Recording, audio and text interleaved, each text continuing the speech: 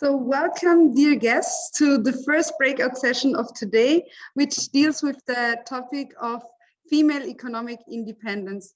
My name is Lydia LIENHART, and I'm a MAIS student here at the Diplomatic Academy. As we've heard already this morning in our opening session, where our Federal Minister Susanne Raab discussed the question on economic independence as well, this is a very debated topic, as well as in developing countries, as well as in developed countries. So I am really looking forward to a great discussion with you. Let me first of all welcome our stellar panel of speakers. Ms. Wies BRATBY, LLM from Women in Negotiation. Welcome, Wies. Dr. Margit SCHRATZENSTALLER-ALTZINGER from the Austrian Institute of Economic Research. Welcome. Dr. Andrea LEITNER from the Institute of Advanced Studies in Austria, and Julia GÜNTHER from the network Women in Development. I'm really happy that all of you took your time to discuss with us today this pressing matter. And I, of course, also warmly welcome all of you, all of our dear guests. So the outline for this panel is we will first start with a short introduction by each of our speakers. And then a period of 15 to 20 minutes will be allotted to questions.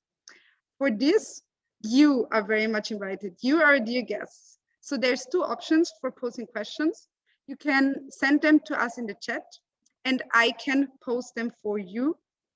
Or the second option is that you send us your question in the chat, but let us know that you want to pose it yourself. Then you're very welcome to take the floor, turn off your camera and ask the question. So without further ado, I am really looking forward to a great discussion. And now I kindly ask Ms. BRATBY to introduce yourself. The stage is yours. Hi, Lydia. Thank you so much. And hi, other wonderful people here on Zoom. I can't see all of you. I can see our distinguished other panelists. I can't see everyone, but a warm welcome from me over in Holland, where I'm dialing in from my office. Unfortunately, we are not together, but it's lovely seeing you. From the introduction that I read about the others, I'm first and foremost incredibly humbled to be in the company of such great, brilliant minds. And I would like to start off with saying that I feel that my contribution here is a slightly different one. I feel that we are having wonderful women here that have been doing great research and work in the space of gender equality when it comes to governments and companies, sort of changing the way that they're doing things, changing their policies, changing laws, changing the way that basically businesses and countries, I would say, are run.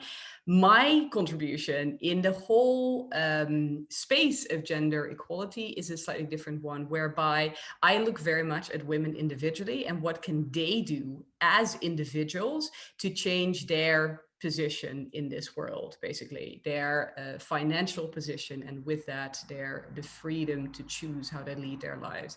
And so how I do that is in teaching them to negotiate their worth, in short, basically helping them with the skills and the mindset that they need in order to negotiate their careers proactively. So that's a very niche space, right? And I hope I can share some thoughts on that. The reason that I've specialized in this, I have a background as a lawyer. I was a lawyer for many years, and then I became an HR director. And what I noticed was that across the world, literally wherever I was, I worked at a time in Asia, but whether it was Vietnam or Shanghai or Stockholm or London or wherever in the world, women were not negotiating their careers. I heard, right? Literally, I would run a training on negotiation in my capacity as an HR director, and I would have a little group of people gather around me and say, "This is so important," and I really am not doing it. And then I dove into the research, and I found that's exactly the same. There's important work done by researchers Babcock and Leshever from a while ago, but that confirmed what I saw happening in front of me, namely that women do not proactively negotiate their worth.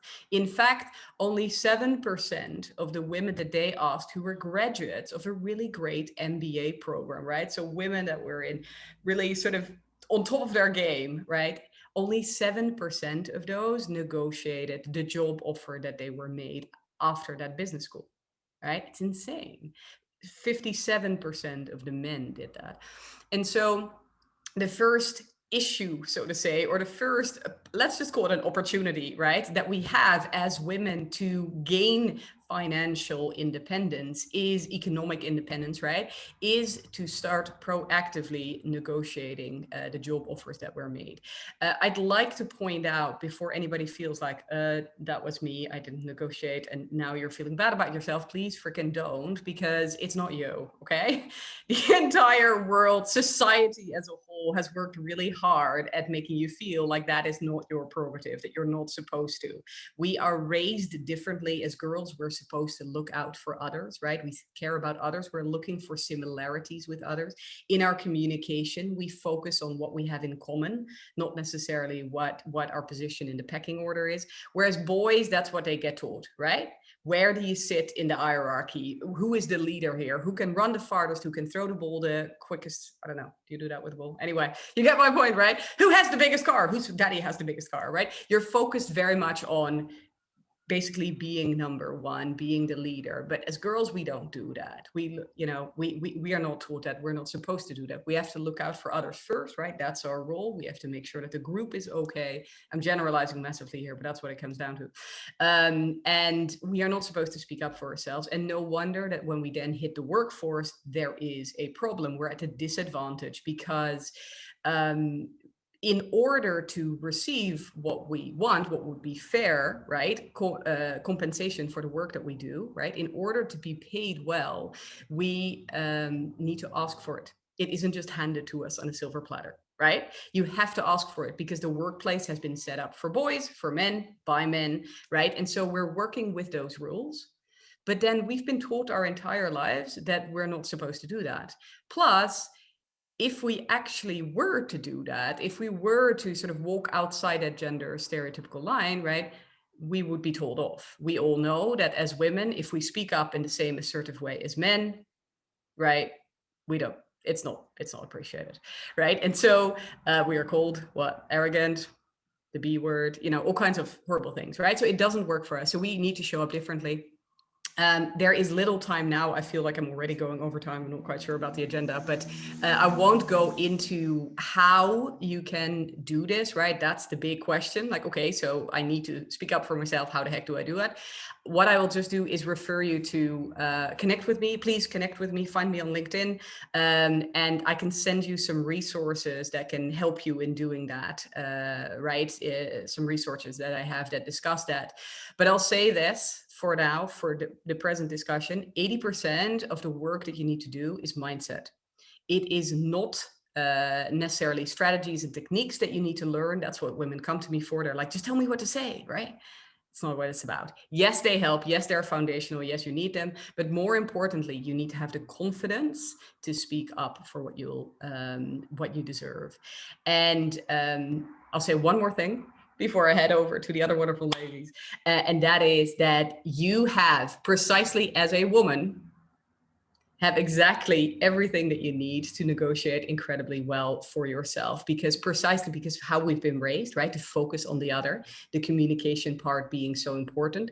Those are the skills that you need to do to get great negotiation outcomes. All the research is very clear on that, meaning that precisely because you have been raised that way, you are a fantastic negotiator. The research also shows that on average, we do better. We get better results in negotiations. The trick is just to make sure that you do the same in negotiations on your own behalf, not just when you work for other people, right? For your boss, for your kids, for your, God knows, other people on whose behalf you negotiate. So that's the trick. That's the work that needs to be done. But then that path to economic independence is absolutely there for you. My clients on average get almost 50% salary increases after working together, right? Working intensively. So you can imagine, you can do the math on what a 50% salary increase will do for your life, right? So please negotiate. we'll be talking about this. Anyway, thank you so much for listening. Thank you, Wies, for your amazing introduction. And this already, I guess there will be lots of questions coming your way. Next is a short introduction from Dr. Andrea Leitner from the Austrian Institute for Advanced Studies in Vienna. And we also have a presentation coming up for this one. Yes, good morning, everybody. I think the slides will come because I decided to show you some figures on the slides, but I think I could start already. Well, my topic is education today, which, as we already heard, is one of the key elements for gender equality and especially for economic independence. What I want to show you is some figures about segregation, because we see that women can be seen as the winners of the educational expansion in connection with degrees. Yeah, but what we see in education is that there is a persistence of segregation of educational fields.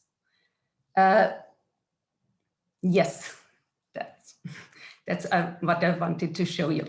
When we look on gender-dominated categories, we see that only 13% of women have a degree in STEAM fields, but 80% have a degree in education, health, or welfare. So that's what we are talking about when we are talking about segregation. And this is very similar in education as well as in occupation, which you can see on the blue bars. So next slide, please. It becomes more interesting when you're looking how big is the share of women who have a degree in those male-dominated STEAM fields and who are still working in those fields. Then you can see it's just less than a quarter who are still in those fields. So women in occupations which are atypical for them are often going back to female-dominated sectors. This is called in research the revolving door effect, which was already shown in the last century, but which is still visible, for instance, in Germany. And this revolving door effect means that atypical career choices prevent from reducing segregation. This has to do with male-dominated sectors which have mostly not family-friendly conditions for work, but it also has to do with social control. That means, for instance, that women are often perceived as less competent in those male-dominated sectors.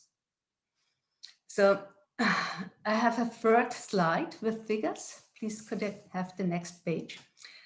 Really interesting is it when we show how much of the gender pay gap can explained by segregation. We've heard, I think, different numbers about this gender pay gap. Here I'm using the European indicator, which is about 20%. And with statistical methods, we can make some decomposition of the gender pay gap and get empirical results about the share, which is explained by different observable factors. What we see here is that a big part remains unexplained with observable factors. Part of it is discrimination. But my point is that a lot of the explained share goes back to segregation in occupations and sectors. This is about 27%, and this is really high compared to other factors. Other factors are, for instance, age, size of companies, regions, or also educational levels. And this has much less influence on the gender pay gap. So just a few figures about segregation in education and its consequences for occupational segregation. So what are the results? What can we learn from this for improving gender equality and economic independence? What we see is that segregation is still one of the main causes for unequal pay. And here it's also interesting when we are looking for good examples for low gender segregation, we don't have to look on the northern countries, which are normally our dreamlands for gender equality, but it's more in the southern and eastern countries which have lower segregation. Second, horizontal segregation reflects traditional roles. So we have to keep on fighting against those traditional gender roles. And this in very different aspects. For instance, in advertisements, media, but also in politics, and very important, in education.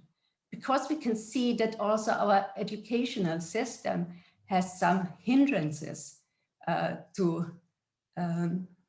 make segregation smaller. For instance, the early tracking, this means the early decisions for vocational educations in the age of 13 or 14 is an important factor to raise gender segregation. Yeah, and the last recommendation is that it's not enough to look on segregation in education, but we also have to keep the women who have degrees in atypical sectors, to keep them in those occupations, to prevent those revolving doors with family-friendly politics, but also with mentoring or networking. Thank you. That's an introduction from me. Perfect. Thank you, Ms. Leitner, for the introduction. I love it how all our speakers' topics are connected. So the next topic will deal with a woman who is also active in this area. Julia GÜNTHER from the network Women in Development. Thank you very much. Yes, I'm very happy to be part of this conference and this panel today to present WIDE's work on economic independence. WIDE is a network on development policies for women's rights and feminist perspectives. I have prepared a presentation with quite 10 slides. I apologize for all the text that is on the slides. The reason is that I have technical issues with my internet. So in case I'm gone, you will have the content on the slides. Could you go to the next slide, or am I able to do it on my own, or do you have to do it? We'll switch for you. Okay, please. So can you go to the next slide, please? Thank you. Just very briefly, WIDE is an Austrian network of 18 NGOs and individuals who engage in women's rights and feminist perspectives. Since 1992, we offer networking spaces on gender and development policies, organize gender trainings, and inform about specific gender and development issues, highlight economic, political, social, and cultural power relations from a feminist perspective.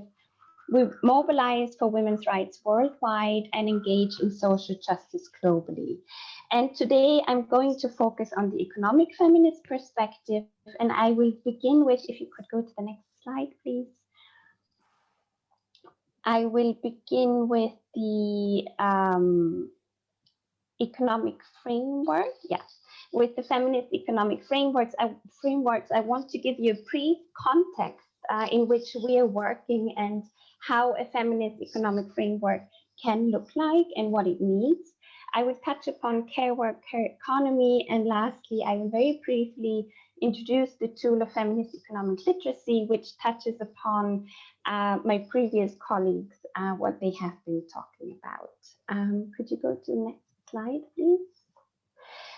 Yeah, so WIDE is working in a context, and we're all living in that context, where big players like the WTO, IMF, World Bank, OECD have centered around a neoliberal economic model that focuses on privatization, deregulation, and trade liberalization. And those are mostly done through austerity programs, especially in countries of the Global South. This is resulting in privatization of public goods, relaxations and deregulations of labor laws, a creation of low-income and exploitative jobs, and removal of export tariffs, among others. I'm giving you a very, very brief and context here, but those are just the few resulting elements of these politics. And that also results in public spending that has been cut, leaving a big financial hole in public services and social protection systems. Both are needed for a gender-just society based on human rights. And I think the pandemic has really shown us what that really means when public spending is cut in social protection systems, and the health system is underneath that system. Yeah. Next slide, please. This prevailing economic system intersects with systems of patriarchy, racism, heteronormativity, neocolonialism, classism, and an exploitation of nature and climate. And again, the pandemic has proven that point, unfortunately, quite well. As a result, women in the Global South, women of colors, migrant women, rural women, differently abled women, women of the LGBTQIA+ community have been hit the hardest by the system before the pandemic and now during the pandemic as well. Women's underpaid and unpaid care work and the exploitation of natural resources sustain this economic model, which we have seen in a number of economic and social crises. And we have seen it in Mexico, 1994, in Asia, 1997, 2008, the global financial crisis, and now during COVID. International programs and policies address this inequality with programs such as the SDGs, the Sustainable Development Goals, and the EU Gender Action Plan. There are a couple others, but I think those two, for us, based in the European Union, are the most relevant terms. Since the UN decade for women, feminist groups, movements, organizations, and academicians have laid out alternatives to this current system. And if you could go to the next slide, please. We are seeing those alternatives. And what WIDE is working on with a number of colleagues across the globe and in Europe and in Austria, economic empowerment is necessary for an autonomous and just life, which means access and control over resources. Resources include capital, land, water, paid work, as well as participation in decision-making processes, which are extremely crucial. And that also touches upon my colleagues' Wies BRATBY presentation, if women are not paid enough, but also are not part of decision-making processes, we will always be left behind. And thus it's so crucial for economic independence. And since the ratification of CEDAW, which is a very important convention, it's a convention on the elimination of all forms of discrimination against women, which has been ratified since 1979. There is an international consensus regarding economic, social, and cultural rights of women. However, as we all know, its implementation to achieve gender equality is still lacking, and that really across the globe. Yeah, there is no country that really follows through with all the promises that CEDAW gives us. As we come out of the pandemic, social and economic reforms must be based on human rights, climate, and social justice. And underneath social justice, what I'm also referring to, and especially with human rights, is that we need to address power imbalances between the global north and the global south. We need to address patriarchy, racism, ableism, heteronormativity, classism, and the exploitation of nature. And feminist economic frameworks do that. They provide answers and alternatives in this regard. And White has been working on this for quite some time. And if we could go to the next slide, please. Ms. GÜNTHER, might I ask you to finish the presentation? Yes, I will. Just give me 2 more minutes, please. Perfect. Yeah, okay. Because I think I only have too much. Could you go to the next slide? Yeah, okay. So what's important for me is to just speak about care work and care economy very briefly, because the neoliberal system is based on the separation of productive and reproductive spheres. Yeah, care, domestic, as well as subsistence work is not counted for in the GDP, and therefore it remains invisible and undervalued. And again, the pandemic has shown us what that really means. And care economy aims at having this work counted for in the GDP and thus have it valued as an integral part of economic growth. And another key aspect is a gendered redistribution of responsibilities and decision-making processes from government to domestic level. And if you could go to the last slide, I would like to show you the tool of a feminist economic literacy, which I think touches upon my previous colleagues. Feminist economic literacy is a tool to generate and encourage women's participation in debating and developing economic policies which promote feminist economic frameworks based on human rights, gender, racial, and climate justice. And in order for it to be successful, we need to demystify the notion that understanding economy is too difficult or it doesn't concern and affect women. And thus providing that understanding is something that White has been working on. And if you could just go to my last slide here, I have given you some links and 2 working like booklets. If you could go to the next slide. Which provides a number of, these 2 links as well as those booklets provide a number of information on economy and how it affects women, but also the feminist alternatives. So feel free to contact us at White and ask any questions. Thank you very much. Thank you, Ms. GÜNTHER. That was amazing. And now we go to our last introduction of Dr. Margit SCHRATZENSTALLER-ALTZINGER from the Austrian Institute for Economic Research. Thank you so much. Thank you for having me on this very, very relevant panel. And I don't just say this because I'm an economist, of course, but I think that besides the social and political participation, economic participation, and equal economic participation of women is really one of the most important aims that we should try to achieve. Before sketching some measures to improve economic participation, let me briefly outline the economic case. I just have to do it as an economist for gender equality. We have a lot of model simulations that show that equal participation of women in the labor market can support long-term economic growth, and that also reducing gender inequality in STEM education, what Andrea pointed out, that means education in science, technology, engineering, and mathematics, increases long-term productivity and the growth potential of economies. There is empirical evidence that diversity in management positions, as well as in the workplace in general, is positively correlated with firm performance.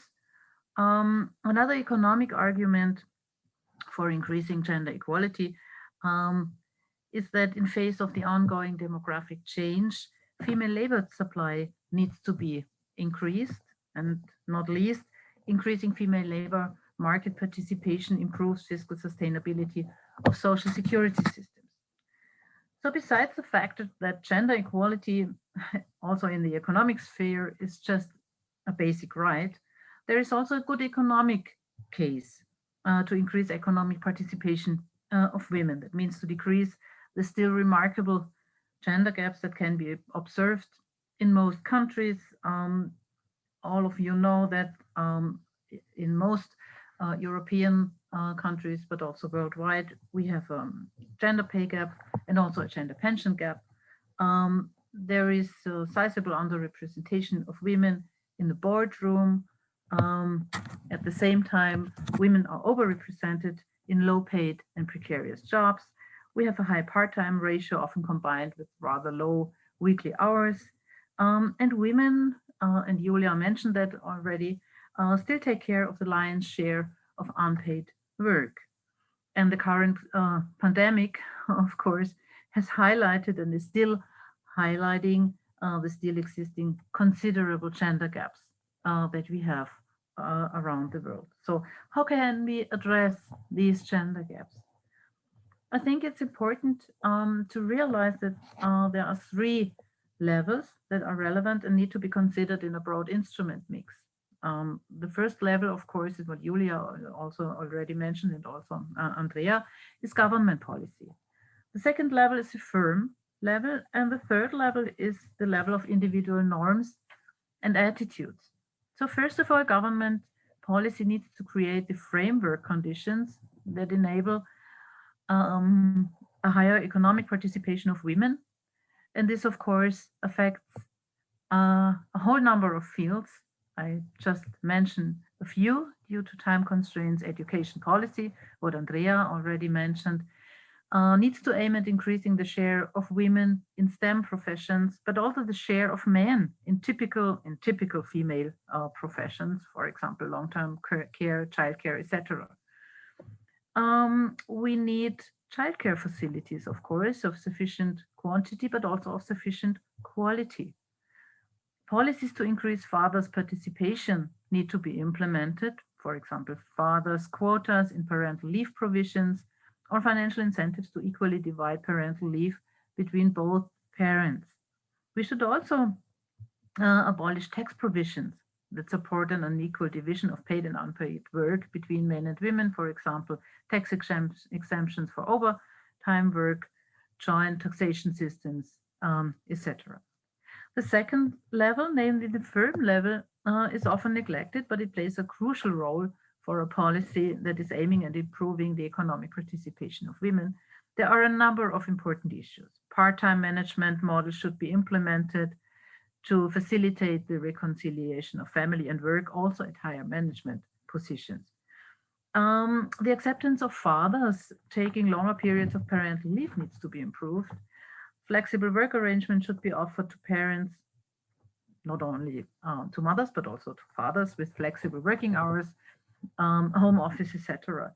And the presence culture that still exists in many countries, Austria is an example for it, but also Germany and a lot of other countries, which is based on the belief that only people working long hours in their offices are really productive, needs to be questioned. We all know the famous example of the Nordic countries, where it goes without saying that there are no meetings after 4 p.m. so that everybody, fathers and mothers, can pick up their children after school, daycare, etc. Third, and not least, and this is something I just can mention, but not elaborate in very much detail as a simple economist, is that individual attitudes and social norms, of course, are important. These considerably influence individual decisions on the distribution of paid and unpaid work, and that particularly the Nordic countries have reached a large degree of gender equality. I think this is to a large degree, to a large extent, a matter of culture and the related attitudes and norms. And these again influence legal frameworks and workplace cultures in a way that they really allow more gender equality also in the economic sphere. And I think it's one of the crucial challenges to change these norms to a more gender equality also in the economic realm, so that women can really achieve economic and financial independence. Thanks a lot, and I'm looking forward to the discussion. Thank you, Ms. Schratzenstaller, for your insights and also for the many practical policy recommendations you already gave us. Questions are coming in quite frequently. If that's okay for you, I will start with 3 questions. We'll collect them and post them together, and then we'll have the answers afterwards. So the first question is from Anna-Sophie Kräftner. Would you like to pose your question now?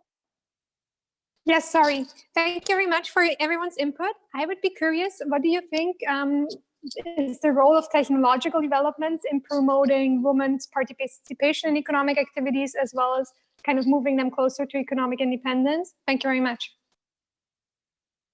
Okay, and we will take the next question as well from Nicole Eigner. Please go ahead.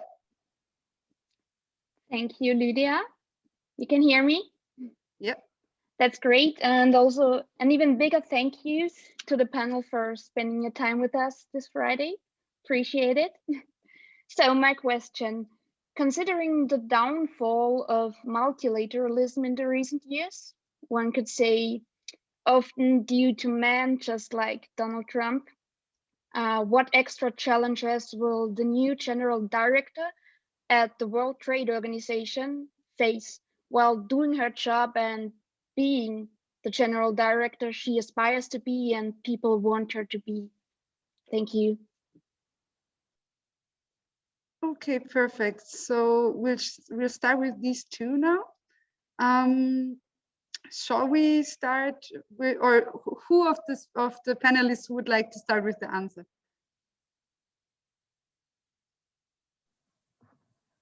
I can very briefly address the first question. I think that's a very relevant question. What could the role of technological development be in all efforts to achieve more gender equality? I think it bears some potential, but I think it doesn't automatically lead towards more economic participation and more gender equality also in the economic sphere. And I just think it requires an adequate policy framework, for example, education, etc. So there needs to be some policy design to really realize the potential for more gender equality that I think technological development in principle bears. Who would like to go for the second question about multilateralism and the WTO director? I can try to address it. I think she's facing a lot of challenges given the world that we are in currently, with post the US election and what it has shown us, how divided that nation is, but also what the pandemic has shown us, how much nationalism is in the forefront. And I think multilateralism is extremely important when it comes to addressing global challenges. And I think she will have to do a lot of diplomatic work, but also, I mean, she has she has a lot of experience and she's really the perfect director. So I'm hopeful. I'm feeling hopeful at the moment, but she is facing a lot of challenges given the world that we're in currently. That's all I can say. Maybe someone else can add to that. Someone else wants to? Yeah, perfect. I really don't feel equipped to answer this question because that's really not my realm of expertise. So I won't insult everybody's intelligence by pretending otherwise. I would like to kind of stack on Margit's answer to the first question, which it was very helpful for me, Margit. And during your talk, I wanted to hug you several times because you speak truth, my friend, in terms of what needs to change. What you were saying about the technological advancements and the opportunities that it creates for women and women independence is, I think, is really true and really speaks to the heart of my way of thinking, which is that it's wonderful to put all kinds of, you know, policies and things in place, but if we don't change our thinking around it, then, you know, we are no better off. You can have all the great options in the world. If you are not inclined to use them, or if your boss is not inclined to use them, right, they don't really help. At the same time, at a very practical level, and it's hysterical to me that I'm answering questions about technological advancements because I am the greatest tech tard in the history of the universe. But to that point is that I do see now that through the deeper understanding that we have that FaceTime isn't necessarily required for the very vast majority of jobs, but that it's absolutely possible to do fantastic work from the comfort of your home, which is something that until the pandemic was believed to be untrue, right? Like I had with my clients, I had discussions around this. Their big request always was, I want to work flexible hours. I want to work from home. And the answer was steadfast, absolutely not, before pandemic hit. And here we are, right? Turns out it's perfectly possible. So that is where I do see opportunities for, we're talking obviously women in the West, right? We're talking just a subset, I guess, of the world population. But I think for those women that are in roles that don't, for practical reasons, require face-to-face interface, I think the fact that technological advancements will allow them to work from home, which is something that was always possible, but we're now catching up with that thought, right? And by we, I mean the bosses of this world, the bobs of this world, as I call them, you know, I think has great potential. I think we're all sort of still getting used to that, right? We're all sort of learning, finding our way around this new setup, but I have great trust that over the coming years, we will all get used to this, and this will actually, sorry to use the cliche, but it will be the new normal, and everybody will be comfortable around it to the extent that it allows people that otherwise wouldn't be able to participate in the workforce can now do it. That's my hope anyway. Thank you. That really elaborated the answer as well. Now we would have two more quick questions, if that's okay. I'll let the two people pose them, and then we'll have a quick answer and can finish off the panel that way. The first one is from Dorothy English. Hi, my question is to Ms. BRATBY, although I'm happy to receive any answers. So you mentioned how mindset significantly affects career advancement for women.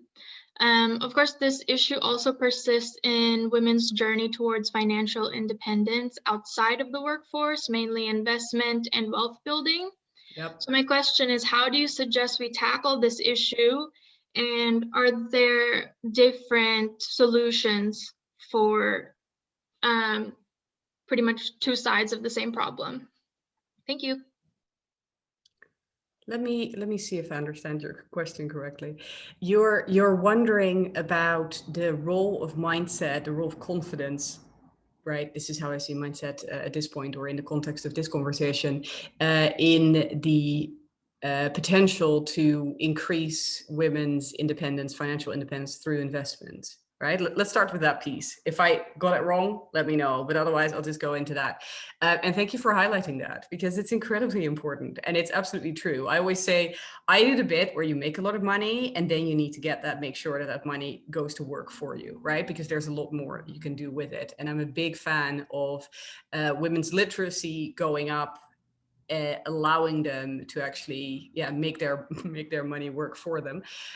So in terms of confidence in that particular piece, I would say that confidence around money is another topic that a lot of women don't feel. It's some of the work that I do inside my program is focused on that, because historically we've not really been trusted with money. Yes, we've been given coupons and we buy and we get discounts here, and we've been, you know, buggering about in the margins, but really the head of the household, the man, was in charge of the big financial decisions. And so largely speaking, I am finding that a lot of women are still uncomfortable around the topic of money, myself included until recently. I've had a lot of work done. I've had to do a lot of work in the money stories that I have in order to get a healthy relationship there. So I think there's a ton of work that can be done in that space for women individually that allows them to come to a point where they're able to invest the money that they have. I am definitely not an expert on investing, so I won't pretend otherwise. And again, that's a strategy question versus a mindset question. But the role of confidence here is, again, the very simple question: do you feel equipped to make decisions about money? Which, especially when it comes to investing, is obviously huge, right? Because it's a complex area. It's also, there's an enormous amount of risk involved, and that, you know, puts a lot of women off. We don't feel like we can do that. So I really, and I'm looking all of you in the eye, and I can't see all of you, but I'm kind of through the screen looking all of you in the eye and saying, please, for the love of God, like, educate yourself on this, right? You are all, you're getting incredibly important and very useful degrees, and that is wonderful. And make sure that you leverage the heck out of all that wisdom that you have crammed in your head by making sure that you do know how to set up yourself in your career, right? In terms of negotiation, in terms of that whole making sure that you benefit from it, but also when it comes to finances. That's, you know, because it's no good if you don't know what to do with your money, if you're just earning it, so to say, if you're just working hard yourself. Thanks, I'll get off my high horse right now. I think actually we will end on this amazing note, because first of all, we are over time anyway, and this is a great moment. So I would like to first, before we leave, invite you all on our next breakout session, which starts at 1:45. There will be 2 breakout sessions. One is called Why Feminism Needs Men, and the other one, Gender Roles in Religion. And then at 4:30, there is a general panel where we can all go and ask and discuss questions which were left open throughout the day. So everyone, every speaker and every guest is welcome to the general panel as well. Thank you so much for all of your amazing input. And thank you also for to all our amazing guests which sent the questions in. And I wish you a very lovely rest of your day. And also keep up that good work that all of you are already doing. Thank you.